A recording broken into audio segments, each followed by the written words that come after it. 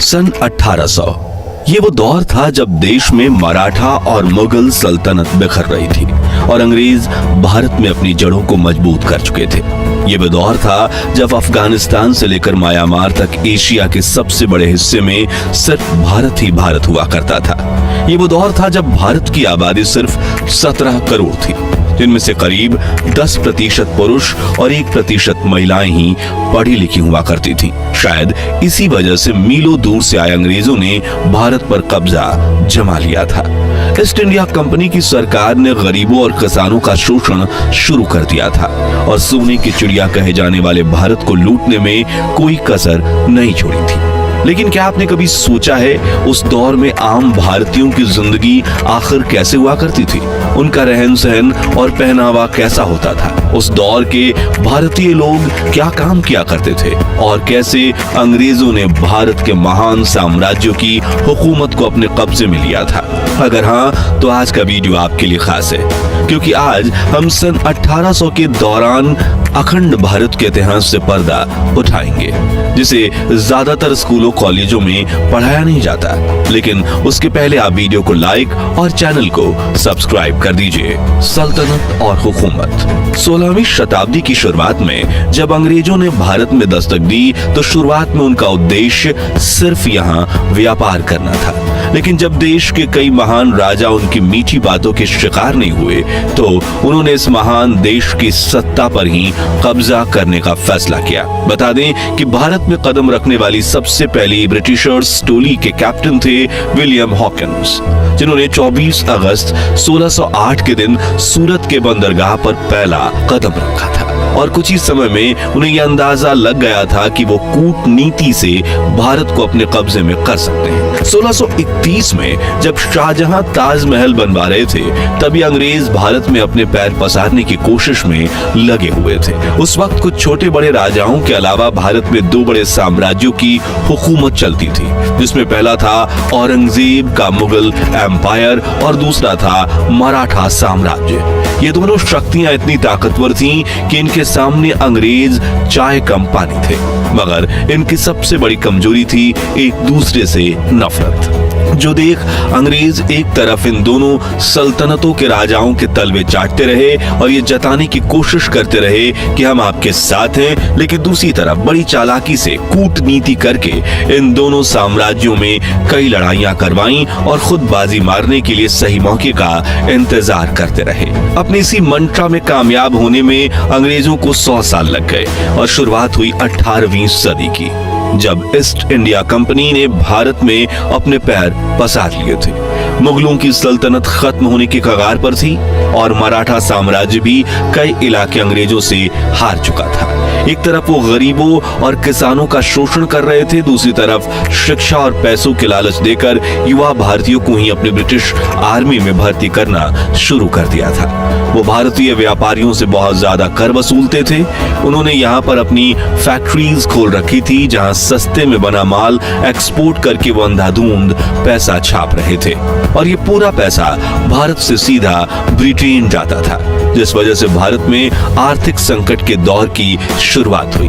भारतीयों की कमाई, पैसों की किल्लत और लगन। आपने ये कहावत तो सुनी होगी कि मेरी जरूरतें कम है इसलिए मेरे जमीर में दम है, जो 1800 के दौर में 90% भारतीयों के लिए सही साबित होती है। हालांकि हमारे भारतीय समाज में मौका परस्त लोगों का वजूद हमेशा से बना रहा है। उस वक्त भी कुछ मौका परस्त लोग ऐसे थे जो अंग्रेजों के तलवे चाटकर अधिक कमाई किया करते थे, जबकि आम भारतीय अपनी सभी जरूरतें पूरी तक नहीं कर पाते थे। एक तरफ जमींदार किसानों को कर्जा देकर ज्यादा ब्याज लेकर उन्हें लूटा किया करते थे, वहीं दूसरी तरफ किसान बाढ़, सूखे जैसी समस्याओं का सामना करते थे और अंग्रेजों द्वारा लगाया गया जानलेवा लगान तो किसानों की कमर ही तोड़ देता था। वही जो लोग खेती नहीं करते थे उनमें से कुछ छोटा मोटा व्यापार करते थे, जिन्हें अंग्रेज टैक्स और हफ्ता वसूली करके लूटने से बाज नहीं आते थे, जबकि कुछ लोग मजबूरी में चंद पैसों के लिए अंग्रेजों की फैक्ट्रीज में 16-16 घंटे काम किया करते। गांव का व्यापार। उस दौर के भारत की एक चीज बहुत अच्छी थी, वो है बार्टर सिस्टम, यानी सामान के बदले सामान देना। इसका इस्तेमाल भारत में ज्यादातर गांव में किया जाता था। गांव में अगर कोई एक आदमी चावल उगाता था तो वो दूसरे आदमी से चावल के बदले गेहूं लेता था। जो आदमी सब्जी उगाता था उन सब्जियों के बदले चावल और गेहूं ले लेता था। जैसे कि 1 किलो धान के सामने 4 किलो शक्कर, पूरे महीने के अनाज के सामने पूरे महीने की सब्जियां और 5 किलो गेहूं के बदले 5 किलो दाल। इससे फायदा ये होता था कि खाने पीने की हर चीज गांव में मिल जाती थी और इसके लिए पैसे चुकाने की जरूरत भी नहीं थी। इसलिए गांव में पैसे का चलन बहुत कम था। इसके साथ आज भी अगर आप भारत के कुछ गांवों में जाएंगे तो वहां पर अदला बदली की प्रथा मिलेगी जो बहुत अच्छी है। पहनावा दोस्तों, आज के मॉडर्न भारत में जहां हर तरफ पश्चिमी सभ्यता यानी वेस्टर्न कल्चर का असर दिखाई देता है, लोग jeans, shirt, T shirt, top और सूट पहने नजर आते हैं, लेकिन एक समय था जब भारतीयों का अपना अलग ही देसी पहनावा हुआ करता था। पुरुष सादी धोती और गमछा पहनते थे, औरतें साड़ी पहनती थीं और छोटे बच्चे ज्यादातर निक्कर में खेलते कूदते नजर आते थे। कुछ लोग धोती और कुर्ता पहनते थे, जबकि कुछ बड़े जमींदार ही अंग्रेजी पहनावा यानी जीन्स और शर्ट पहनते थे। भारत की यही सादगी और विविधता उन्हें अंग्रेजों से खास बनाती थी। यहाँ तक कि आज भी राजस्थान और उत्तर प्रदेश में रहने वाले कुछ बड़े बुजुर्ग उस वक्त का सादा पहनावा पहनते हुए देखे जा सकते हैं। लेकिन हम में से ज्यादातर युवाओं को आज लुंगी पहनना नहीं आता, जो थोड़ा निराशाजनक जरूर है। व्यवहार, रहन सहन और काम धंधा, आज इंसान चांद पर पहुंच गए, मंगल ग्रह पर रोवर भेज चुके हैं और फिर आर्टिफिशियल इंटेलिजेंस ने दुनिया को बदल कर रख दिया। लेकिन सन 1800 के आसपास भारत में टेक्नोलॉजी का कोई नामो निशान नहीं था, लेकिन हर भारतीय का जीवन सुकून से भरा था। बात करने के लिए तार से जुड़ा टेलीफोन तक नहीं था, लेकिन दिल से दिल का कनेक्शन मजबूत था। रिश्तेदारों से महीनों और कई सालों तक मिलना मुश्किल था, लेकिन मन में इज्जत और लगाव जरा भी कम नहीं था। घास फूस और मिट्टी से बने घर ही कच्चे थे, लेकिन लोगों के दिल बड़े सच्चे थे। यातायात के सिर्फ बैलगाड़ी साधन थी, लेकिन लोगों के शरीर में बहुत फुर्ती थी। जेब में पैसों की फूटी कौड़ी ना हो, इसलिए चेहरे पर शिकन नहीं थी। और भाईचारा ऐसा था कि एक आवाज पर पूरे गांव की भीड़ इकट्ठा हो जाती थी। मित्रों, उस दौर में जमीन छोटी हो या बड़ी, ज्यादातर लोग खेती करना ही पसंद करते थे और भारतीय किसानों की पसंदीदा फसल नील, कॉटन, अफीम, गेहूं और धान ही हुआ करती थी, जिसे किसानों से खरीद कर अंग्रेज विदेशी मार्केट में अच्छी कीमतों पर बेचते थे। लोग खेती के साथ किसान पशुपालन भी करते।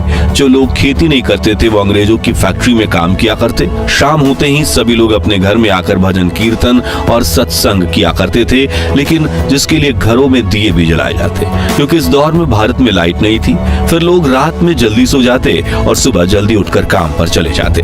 18वीं सदी के लोग बुजुर्गों का बहुत मान सम्मान करते थे और घर से लेकर गांव में वही होता था जो बड़े बुजुर्ग कहते थे। हालांकि वो एक सा दौर था जब भारत में सबसे ज्यादा जातीय भेदभाव होता था। अलग अलग धर्मों में थोड़ा बहुत टकराव होना आम था, लेकिन एक ही धर्म में भी जाति व्यवस्था को माना जाता था। ये जातियां हिंदुओं को 4 मुख्य श्रेणियों में विभाजित करती थी: ब्राह्मण, क्षत्रिय, वैश्य और शूद्र, जिनमें दलितों और बाकी छोटी जातियों के साथ काफी भेदभाव किया जाता था। और ये भेदभाव तो पिछले 200 वर्षों से चला आ रहा था, जिसके खिलाफ डॉक्टर बाबा साहब आम्बेडकर ने काफी बड़ी जंग लड़ी थी और 20वीं सदी में देश में क्रांति ला दी। लेकिन उन्होंने इस भेदभाव को कैसे खत्म किया, जानने के लिए आप हमारी डॉक्टर आम्बेडकर की अनसुनी अनकही कहानियों वाली सीरीज देख सकते हैं, जिसके लिंक डिस्क्रिप्शन में है। फिलहाल मुद्दे पर वापस आए तो उस दौर में अंग्रेजों ने ही डिवाइड एंड रूल नियम को अपनाकर भारतीयों की एकता को भंग करने के लिए जातिवाद और ज्यादा इसका बढ़ावा दिया।